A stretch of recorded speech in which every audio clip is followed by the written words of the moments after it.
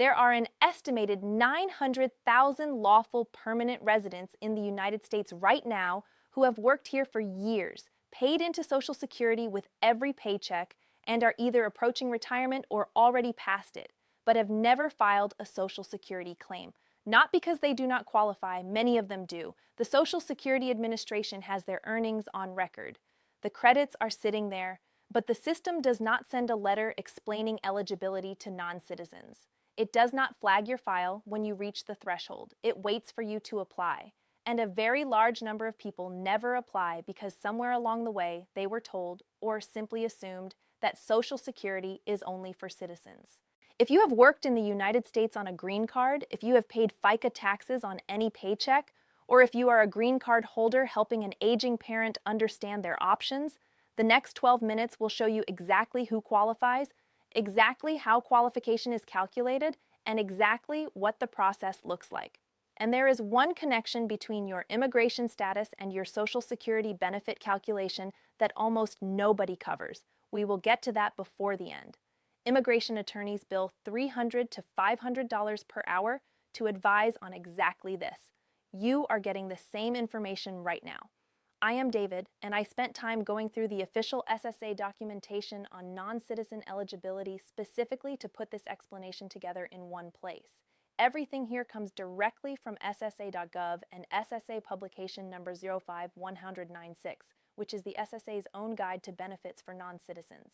Before we go through this completely, the SSA does not send personal explanations to green card holders when eligibility rules change. They publish updates and expect you to find them. Subscribe and turn on notifications so this reaches you before it affects your benefits. And join our WhatsApp community in the description, where we share confirmed updates the moment they are verified. One message in the right group could protect someone's entire retirement.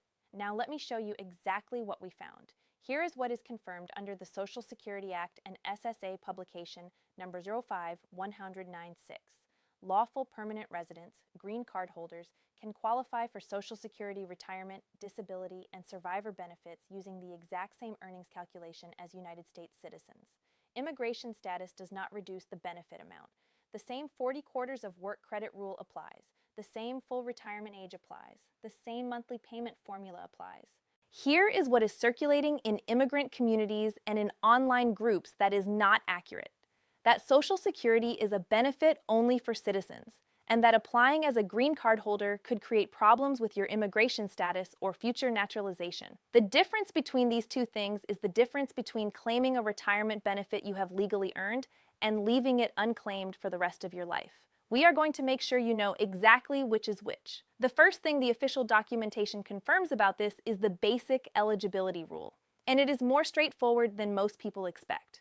According to SSA publication number 05196 and the Social Security Administration's official program guidelines at ssa.gov, a lawful permanent resident, someone who holds a green card, is considered a qualified alien under federal law and is eligible to receive Social Security retirement, disability, and survivor benefits if they meet the standard work credit requirements.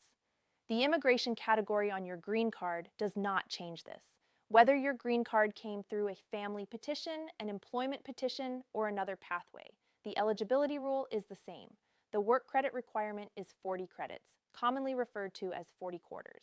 According to the SSA's published guidelines, you earn 1 credit for each roughly $1,700 in covered earnings, and you can earn a maximum of 4 credits per year.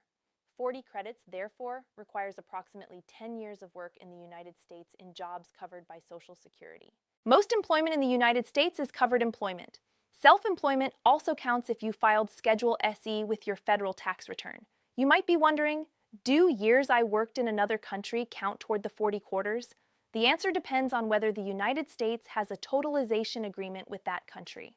The SSA maintains totalization agreements with more than 30 countries, including Mexico, the Philippines, South Korea, Germany, Italy, and several others. Under these agreements, work credits earned in the partner country can be combined with United States credits to help you reach the 40-quarter threshold. This does not increase your payment amount. It only helps establish eligibility if your U.S. credits alone fall short.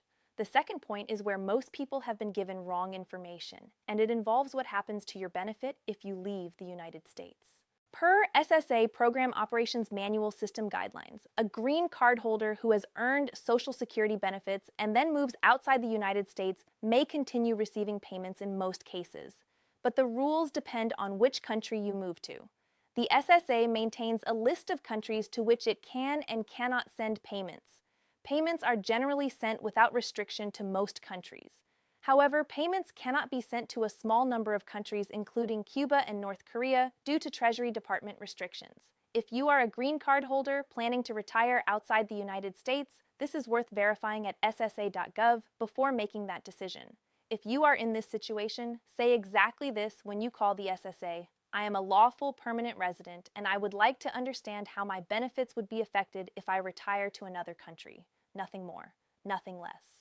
That phrasing tells the representative exactly what research to run without opening questions about your immigration status that are not relevant to the benefits calculation. Never say, I am not sure if I qualify because I am not a citizen. Because under SSA program rules, that framing does not help the representative and may cause them to default to a more limited explanation than your actual situation warrants. Third, and this connects directly to the hidden element I mentioned at the beginning, is the question of how your immigration history affects the calculation of your benefit amount. This is the detail that most coverage never reaches. Consider someone who came to the United States at age 35 on a work visa, transitioned to a green card at 40, and worked consistently until 67. That person has 32 years of United States earnings on their Social Security record. The SSA's benefit formula, which uses your highest 35 years of earnings, will show 3 years of zero earnings in the calculation because the record only covers 32 years.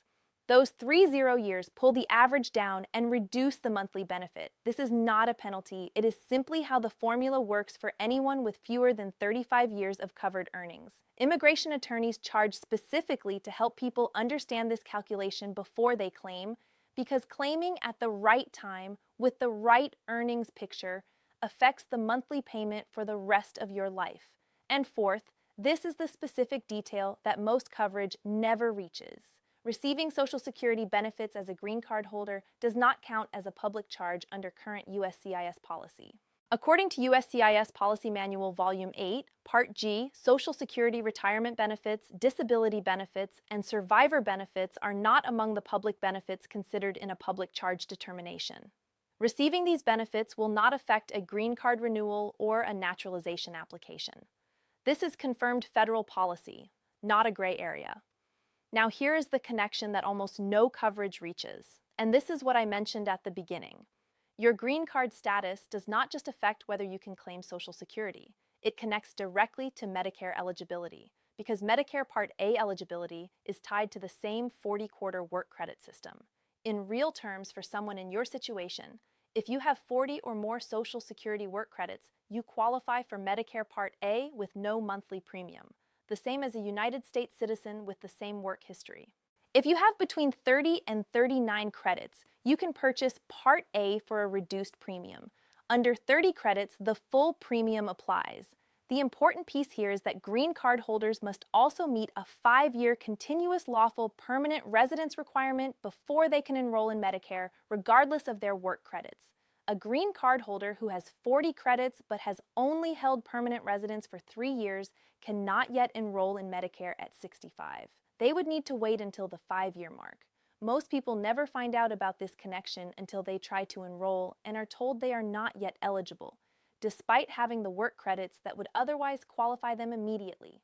Here is your exact plan. Write this down or save this video. Step 1. Go to ssa.gov and create a My Social Security account using your name, date of birth, and Social Security number. Your full earnings record and current credit count are visible there at no cost. Step 2. Check your credit total. If you have 40 or more credits, you meet the basic eligibility threshold for retirement benefits. Step 3. If you were born outside the United States and worked in a country with a U.S. totalization agreement, call the SSA at 1-800-772-1213 and say exactly this.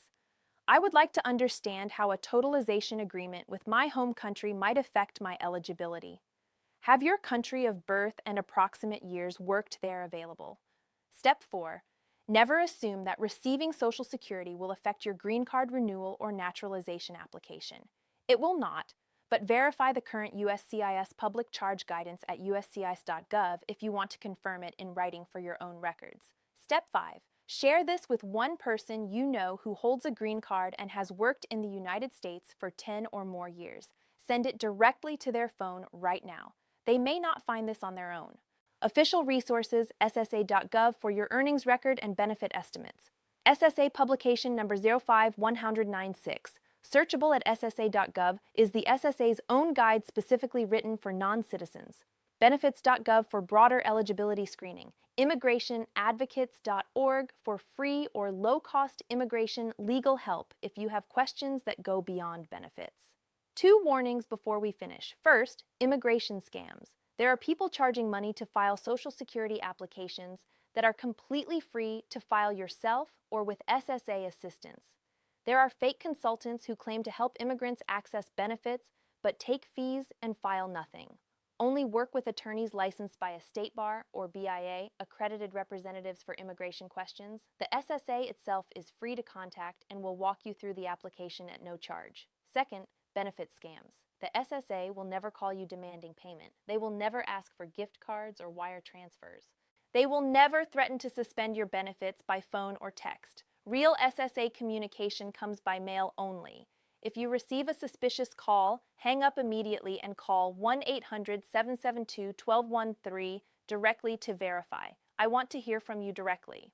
Which country are you originally from? And did you know before watching this that green card holders qualify for Social Security on the same terms as citizens?